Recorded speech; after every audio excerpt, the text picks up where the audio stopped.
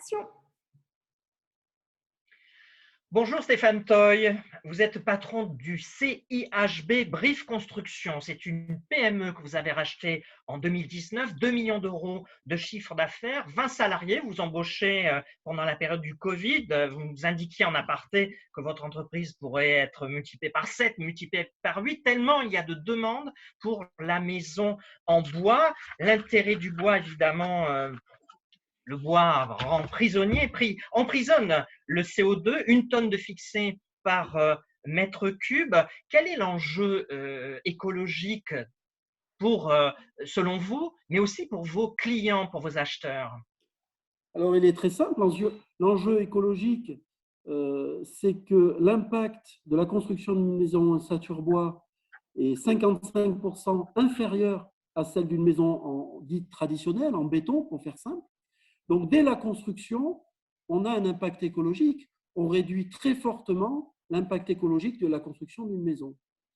Le deuxième aussi, c'est à l'usage, parce que nos maisons sont tellement performantes du point de vue écologique que la dépense énergétique pour maintenir une chaleur pour vivre à l'intérieur de la maison ou le frais, parce que c'est une problématique notamment pour nos seniors, il est bien moindre que si on avait une maison béton. Imaginez que pour 1 centimètre de bois, il faudrait 12 centimètres de béton. Donc, à mon avis, ce n'est même pas comparable. L'impact par rapport au béton, c'est 50% de gaz à effet de serre en moins. Il y a un Oui, enjeu de rapidité aussi. Vous faites de la maison individuelle et du logement social. exactement. C'est-à-dire que une maison qu'on appelle prêt à décorer, c'est-à-dire les lots électricité, plomberie, isolation intérieure et tout, une maison, en 5 mois, elle est finie. On le fait parce qu'on fabrique en atelier, on fabrique en usine et on réduit les coûts et on réduit les délais en montant un maximum de choses en atelier. Les bardages extérieurs, les menuiseries extérieures et finalement les murs arrivent sur le chantier montés. Donc ça va vite et c'est plutôt économique. Euh, les maisons que vous sortent avec des labels énergétiques très bons, même Oui, avec la réglementation thermique actuelle. Vous actuel. sortez avec des labels A, B. Oui.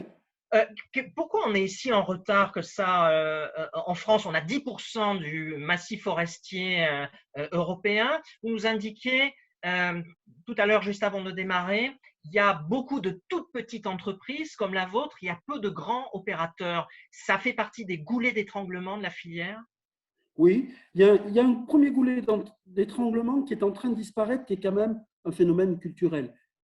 Pour tous ceux qui sont allés au Canada, aux États-Unis et même dans les pays d'Europe du Nord, la construction bois, c'est la règle. Le béton, c'est l'exception. En France, on a de grands groupes dans le béton qui ont gagné une bataille idéologique, pour faire simple.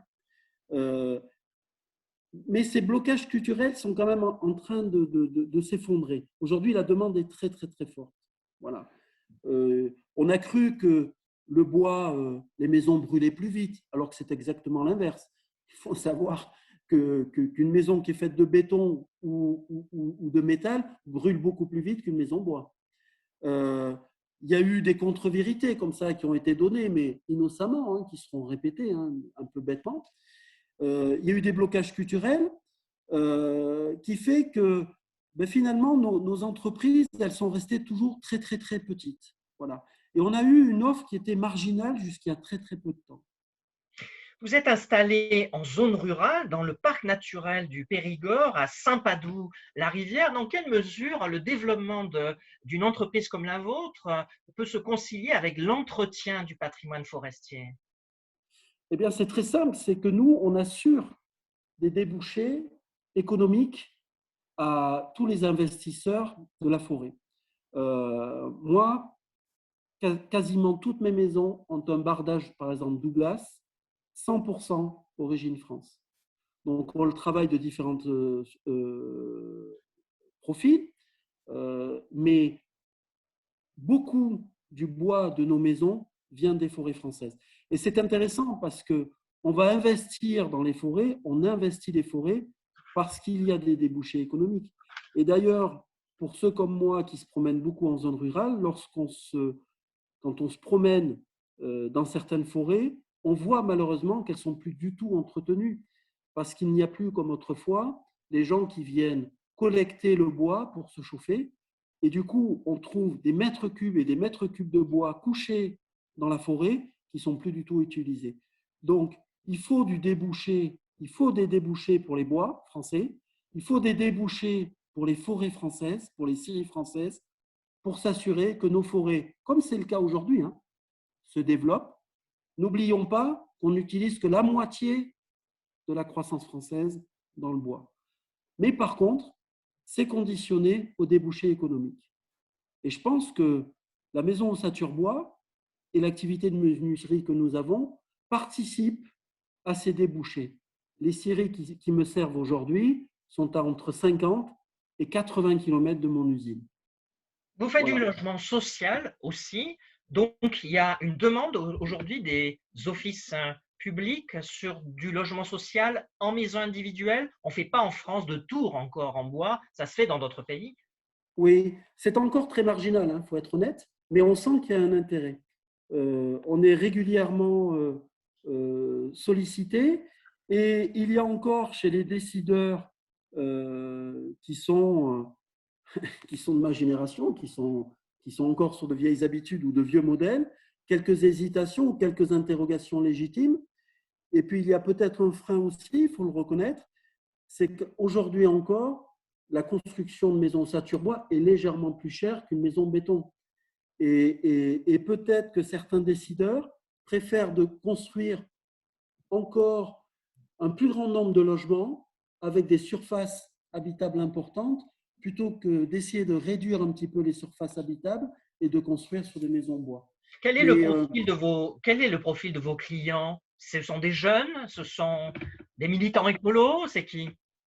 pas du tout. Vous avez, pour moi, vous avez deux grands segments. Vous avez des seniors qui préparent leur retraite, qui vendent leur maison souvent dans des zones urbaines, des appartements ou des maisons, et qui viennent avec un peu leur culpabilité, pour être honnête, et veulent construire leur maison de retraite avec des normes un petit peu différentes de celles qu'ils ont pu habiter. À l'opposé, vous avez des jeunes qui, eux, viennent avec leurs convictions, mais vraiment avec leurs convictions, des convictions écologiques, réelles, sincères, profondes, au point que quand les budgets sont un petit peu serrés, eux acceptent de réduire les surfaces habitables. Alors que vous voyez très souvent, la clientèle senior qui vient nous voir, et on les en remercie, eux prennent des surfaces habitables très importantes, voire plus importantes que l'appartement qu'ils ont vendu à Paris ou en région bordelaise. Donc, on a deux profils différents, deux logiques différentes, mais par contre, ce qu'il faut que je vous dise, c'est que la demande est très, très forte sur le particulier aujourd'hui. Très, très forte. Il y a vraiment une adhésion qui est faite à la maison Saturbois. Vraiment, vraiment. Alors, les coûts s'homogénéisent. Culturellement, il n'y a plus de facteurs de blocage. On voit une maison sur 10 aujourd'hui est fabriquée Ouais. en bois. Quels sont les goulets d'étranglement? Est-ce qu'il y en a un vraiment qui bloque le développement de cette filière qui est bonne pour l'emploi, mais aussi bonne pour l'écologie? Oui. Alors, les blocages, ils ne sont pas propres à la maison Saturbois. C'est ça qui me semble important de dire. S'il y a des blocages, c'est lié au fait que notre activité est double. On a une activité industrielle et une activité, on va dire, de constructeur de maisons. Donc, c'est la difficulté que tous les industriels français ont, quel que soit leur secteur d'activité, ou tous les constructeurs de maisons ont. Ce sont des problèmes de coûts de fabrication liés, on va dire, aux charges importantes que subissent les entreprises françaises. Elles sont liées aux difficultés administratives aussi, puisque nous sommes sous l'autorité de l'ADREAL, nous avons des réglementations qui sont extrêmement contraignantes. Et entre le moment où on signe une maison et le moment où on peut mettre la première pierre, si je puis dire, ou le premier morceau de bois en l'occurrence, il se passe 6 mois. 6 mois qui sont consacrés à quoi? À faire des permis de construire. Aujourd'hui, faire un permis de construire, c'est devenu un métier. Il y a des entreprises qui ne font plus que ça. C'est devenu beaucoup plus difficile, beaucoup trop long, trop chronophage. Vous avez 2 mois d'instruction pour les communautés de communes et les municipalités. Et après, il y a ces délais de recours derrière qui courent, 2 mois plus 1. Donc, il faut 6 mois. 6 mois entre le moment où on décide de fabriquer une maison et 6 mois au moment où on peut commencer à poser le premier morceau de bois. Madame Donc, Vargon, qui est ministre du Logement et qui est très attentive à nos conventions, va entendre votre message. Vos perspectives, vous embauchez, vous formez? alors, nous avons déjà beaucoup embauché et nous souhaiterions embaucher. Simplement, nous faisons face là aussi aux mêmes difficultés que tous les industriels français, c'est-à-dire qu'il n'y a pas de main-d'œuvre qualifiée. Les classes techniques sont vides. Aujourd'hui, il n'y a pas de CAP, il n'y a pas de BEP. On ne trouve pas de personnel qualifié. Du coup, nous avons décidé de créer des partenariats publics et privés avec Pôle emploi, avec l'AFPA, avec les Compagnons du devoir, avec 2 axes. On va se charger de la reconversion de gens qui sont soit en échec sur leur débouché de leurs études, hein, histoire de l'art ou sociologie pour trouver du travail en 2021, c'est pas simple, alors que quand vous êtes charpentier, vous en trouvez en 5 minutes. Donc, on va former des menuisiers et des charpentiers avec des formations courtes de 9 mois. Le deuxième axe que j'ai pris, ce sont des mineurs étrangers. Nous avons une association pas très loin et nous en avons pris 2 jeunes l'année dernière. On en est très, très satisfait.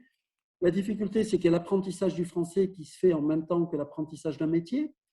Mais du coup, ça donne un sens un petit peu citoyen à notre entreprise. Moi, ça me plaît beaucoup. Il y a eu des résistances, évidemment, parce qu'on est en zone rurale et mes salariés, la pyramide des âges est catastrophique. Mais ces 2 axes que nous avons pris, nous avons réussi la première étape et je compte bien qu'on réussisse la deuxième étape et que ce partenariat public-privé se finalise dès la rentrée de septembre parce que je compte prendre au moins 4 stagiaires et allez, on va rêver que les 4 réussissent et que je les embauche immédiatement. CIHB, Brive Construction. Merci Stéphane Toy et bon développement. Merci Jean-Marc de l'invitation. À très bientôt.